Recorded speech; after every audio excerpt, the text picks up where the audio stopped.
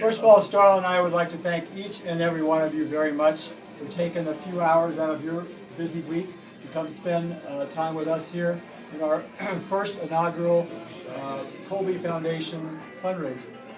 Just briefly, I think a lot of people kind of know where we've been and what we've done, but after the loss of Colby in 1993, our second son, we established the Colby Foundation in 1995. Initially, Starla spent a lot of time, he still does, spend time speaking. We started around 1996-97 with an endowment to my alma mater, which is the Oklahoma State University College of Osteopathic Medicine back in Tulsa.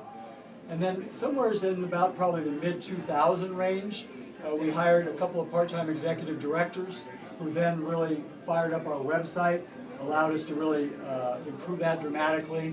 We quickly grew from 1 school to 7 schools. So we just met with Dean Schwenk a few weeks ago from UNR. I think we're going to establish the Endowed Lectureship Series with UNR.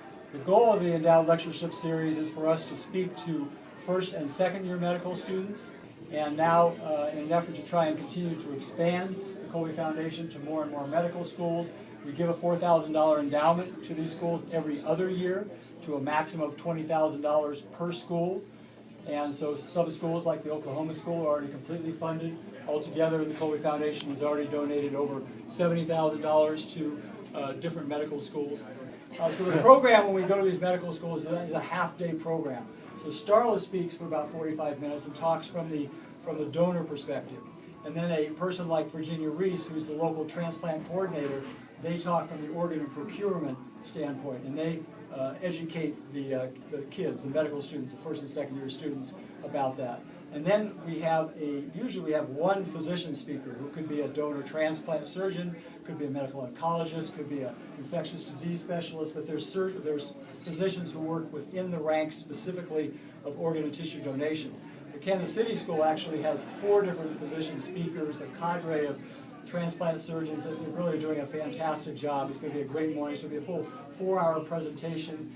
We've received a lot of response from these kids after our presentations, where they, really talk to us about what an impact it makes upon their lives, and we're going to start actually trying to do some metrics where we measure not only the imminent effects of our discussions when we talk to these medical students, but what hopefully becomes of them afterwards and how they impact communities that they eventually go and practice in across the country.